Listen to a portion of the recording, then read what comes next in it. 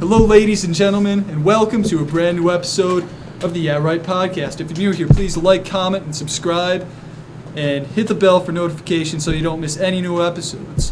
This is a very important episode that we're going to be talking about today, and it's about the upcoming ballot measure of Issue 1. This is not the same issue as, say, the one in August, because the one in August would have required a 60% supermajority in order to change the Constitution. Travis, could you go a little more in-depth on what specifically this proposed amendment says? Of course. So I have the text of the amendment right in front of me. And one thing to remember that's important is the text is slightly different than the ballot language.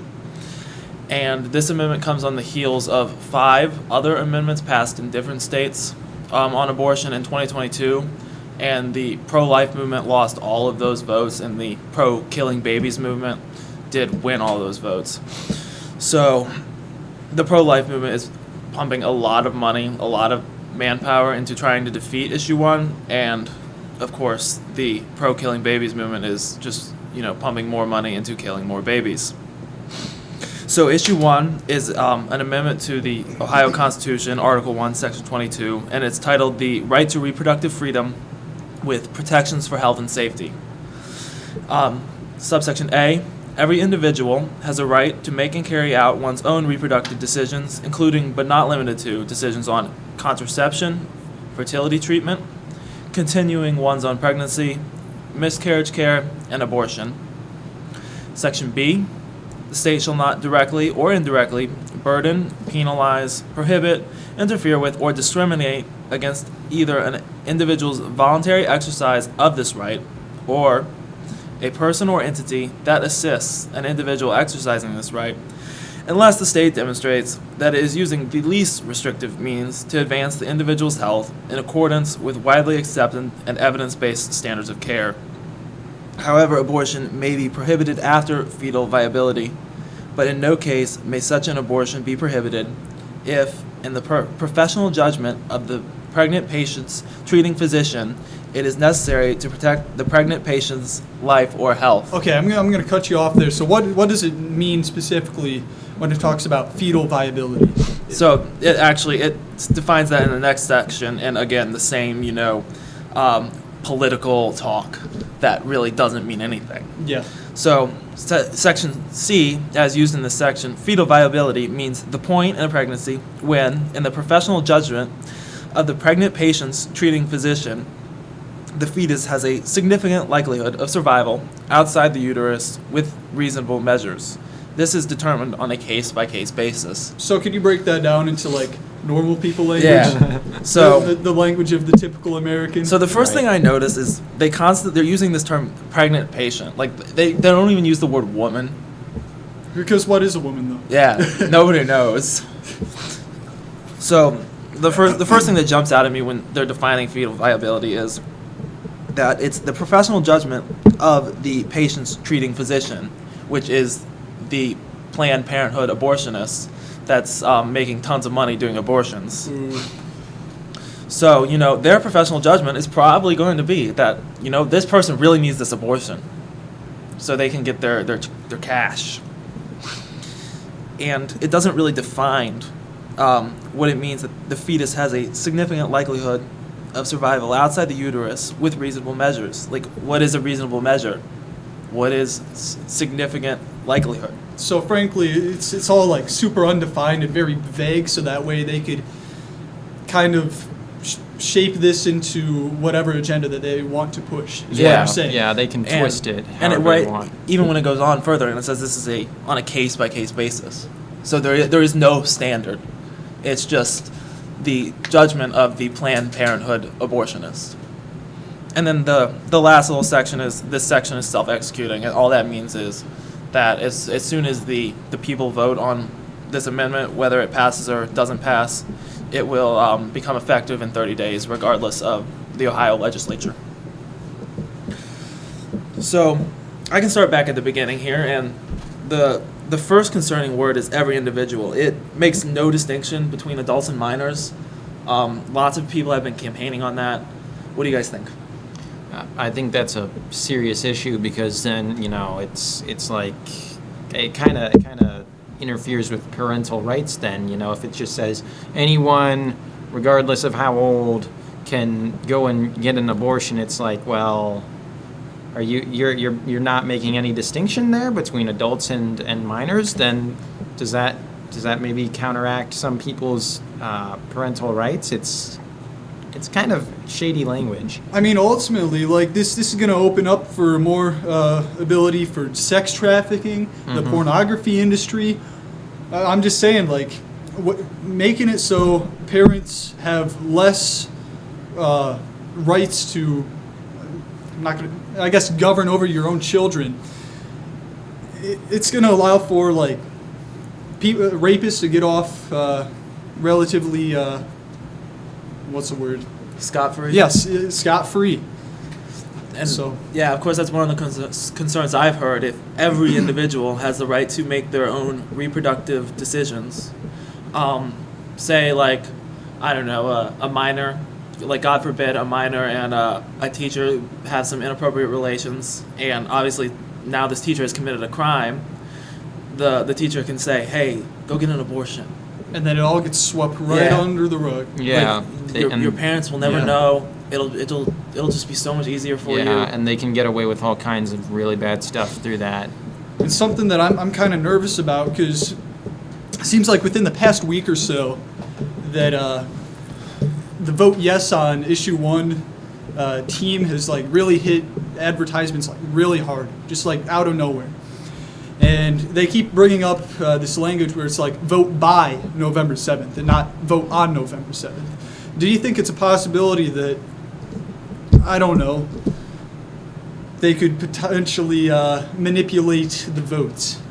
I mean, I've never been one of these, like, the vote is fraudulent. I think that what the Democrats do is they just, they bus all their voters around, they offer them pizza, and they drive them to the voting precinct, and they say, hey, go vote, or they pass out their ballots in nursing homes. Yeah.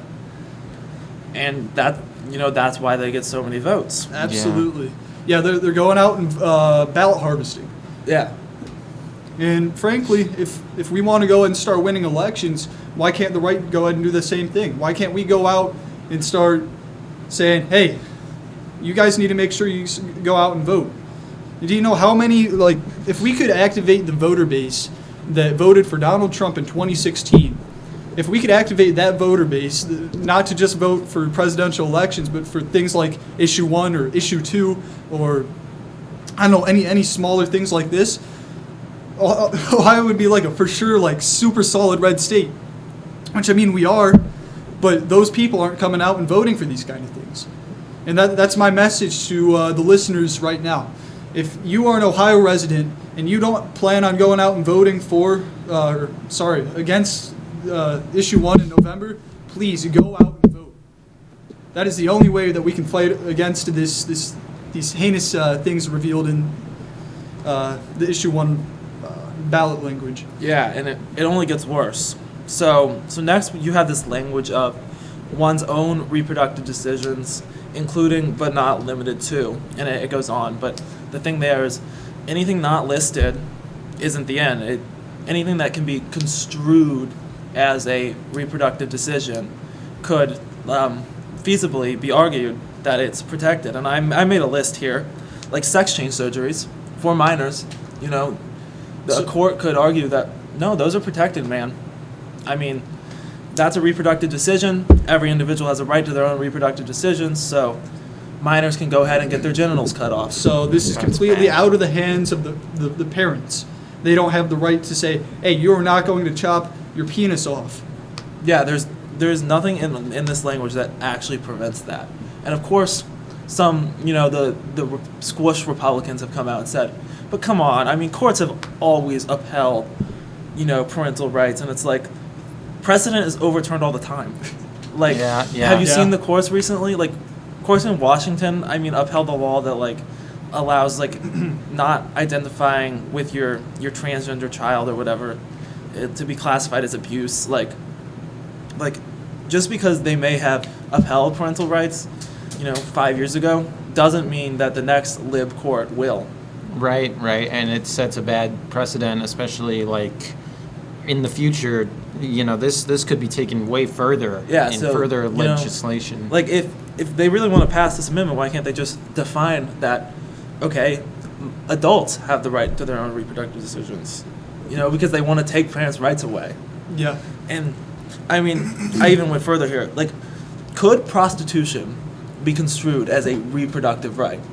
Right. I mean, it's so open-ended. Why It literally not? is like a reproduction. Yeah, Like, I feel like this is very much if not a slippery slope, then this is opening a door to that being legalized, I mean, if, like, abortion is a reproductive right somehow, which doesn't even make Makes sense sense, because yeah. reproduction has already happened, like, prostitution, by all means, should be a reproductive right. Yeah, by that logic, But- yeah. Exactly. And we don't want to legalize prostitution like California has. Yeah, because that just creates all kinds of problems. And it's just so open-ended that, like, it says so-and-so, but not limited to. That you can go ahead and, like,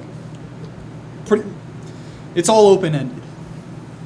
And then it goes on to list these, like, some of these, like, ridiculous things, like contraception, miscarriage care, like, whatever your opinion is on contraception, there's never going to be a contraception ban again. Like, come on. Yeah. Like, nobody's out there anymore, like, holding up signs, like, saying we should ban contraception. Yeah. So- I mean, if they are, then it's a very small cadre of people. Right? Like, so this language in the amendment is just trying to, like, fearmonger people into thinking that, oh, they're out to get contraception, oh, they're out to get miscarriage care. And it's like, nobody is out to ban contraception anymore. Yeah. Unfortunately. Yeah, unfortunately. But that's for a whole new episode. Yeah.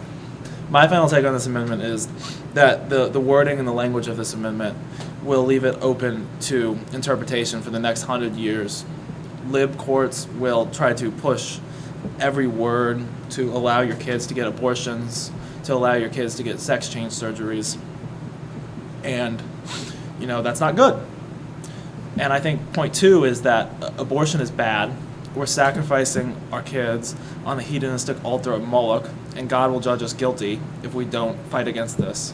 So go vote no on issue 1, please. I don't think Travis could have said it any better, nor can I. So, yeah, pretty much vote no on issue 1, vote no on issue 2, which is about the marijuana, completely irrelevant to this podcast episode. But, yeah, you said it. Abortion's bad. It's, God will judge us for this. God will judge the people who got abortions, because that is the murder of innocent life. The Bible says that it is better for you to tie a millstone around your neck and cast yourself into a lake rather than to hurt those little children. So, yeah, vote no on issue 1. Yep, I 100% agree with both of you. This legislation it's dangerously vague, to the extreme, and it could be construed in all kinds of really terrible, evil ways to justify terrible, evil things. I think this is just a terrible, terrible law, and everyone should vote against it in November. That's about as much as I can say. You guys have said it much better than me, but yeah, I agree with both of them. This is a bad law. Everyone should vote against it. Well, I think that was a pretty good episode, guys. And for the viewers, or the blind viewers, also known as the listeners, please, again, go out and vote no on issue 1. And like, comment, subscribe on this video. And hit the bell for notifications so you don't miss any new episodes. God bless.